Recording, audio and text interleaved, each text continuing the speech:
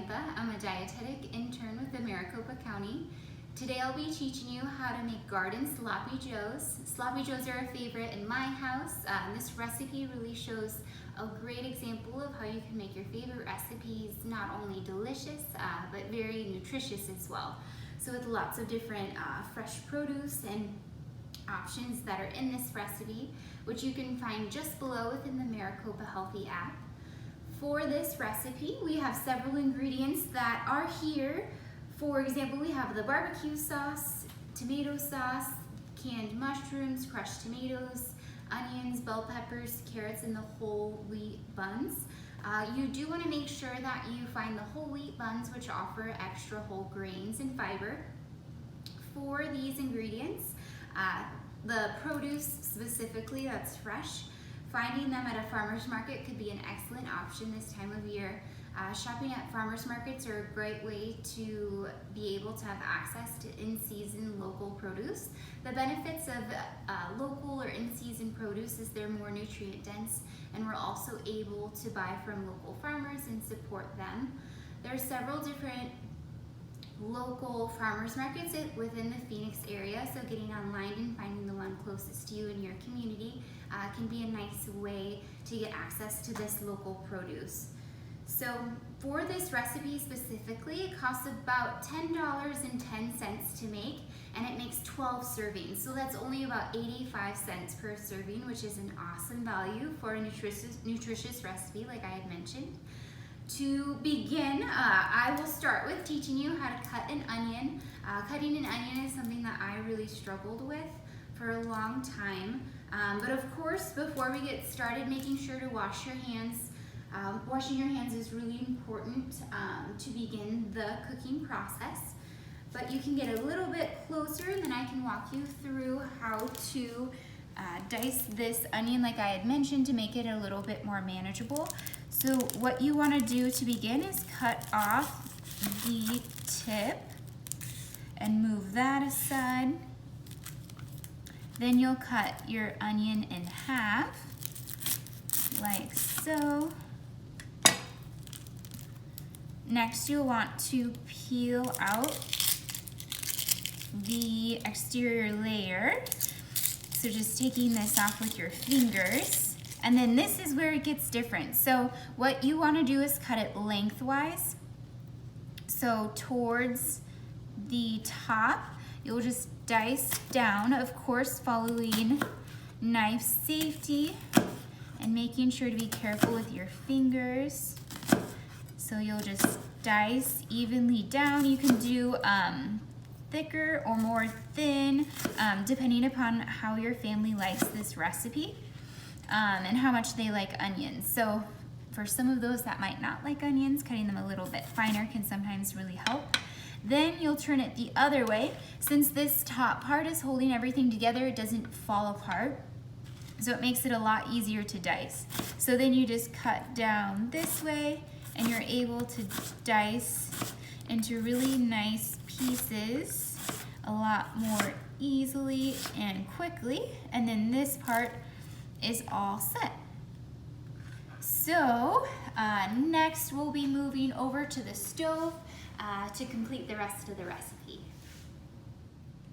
So next we're going to begin the cooking process. So our first step is to put in our ground meat. I personally chose ground turkey.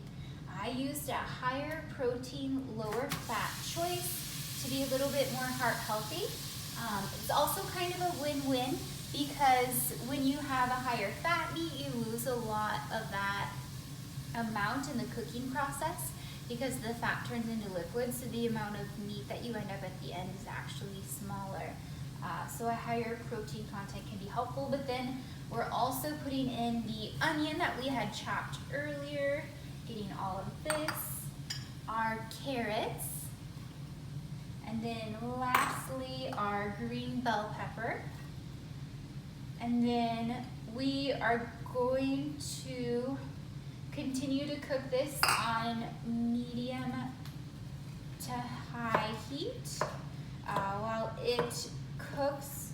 So for these ingredients, I encourage you to make this your own. If your family, for example, doesn't like bell peppers, it's totally okay to substitute with another vegetable or a different type that you like better. For example, some ideas that you could do with this recipe include options like adding jalapeno if you'd like it a little bit more spicy. Also, if you don't have a green pepper on hand at your house, but you have like a red or a yellow, making those kinds of substitutions is totally okay. So saving a trip to the grocery store and using whatever you have on hand is always encouraged. So I'll just continue to break this up so the meat is into smaller pieces. And then I'm going to continue to cook this for about 5 minutes until it starts to brown the meat.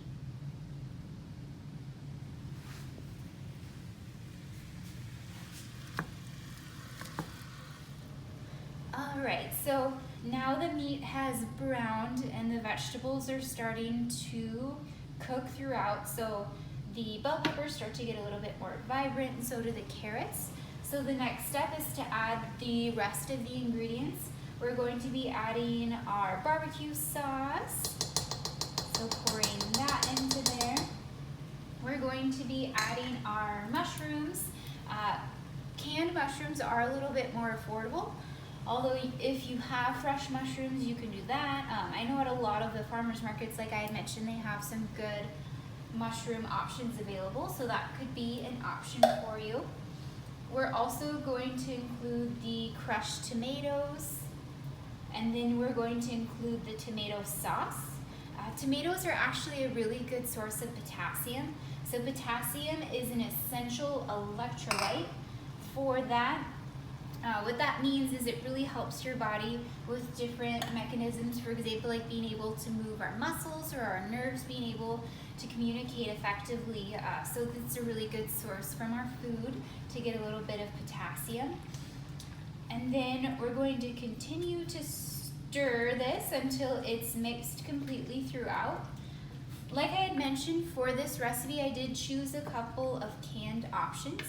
So making sure to recycle these cans is a good way to be more environmentally friendly.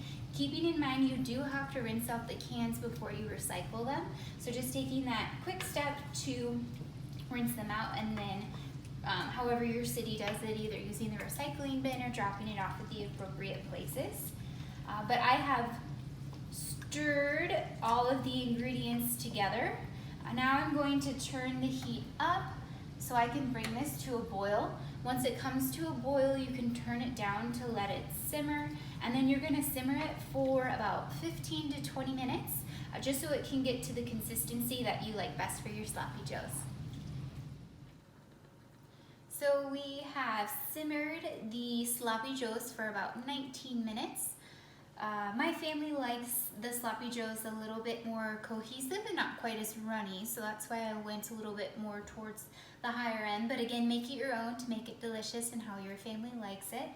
At this point, your sloppy joes are all ready. So you did have about 15 to 20 minutes depending in between while the food was simmering. So I do encourage you to check out the Maricopa Healthy Recipes on the app. There's a lot of really good, quick side options that you could pair with these sloppy joes really nicely. To serve though, easy enough. Again, we have this all together, good to go. So that's what mine looks like. And then we can scoop it right onto these whole wheat buns. And then depending upon, again, how many servings you're going to serve right away, in total this recipe does make about 12 though, so you get quite a bit for the money and the time, and then you are all set. So thank you, and I hope you enjoy your garden sloppy joes.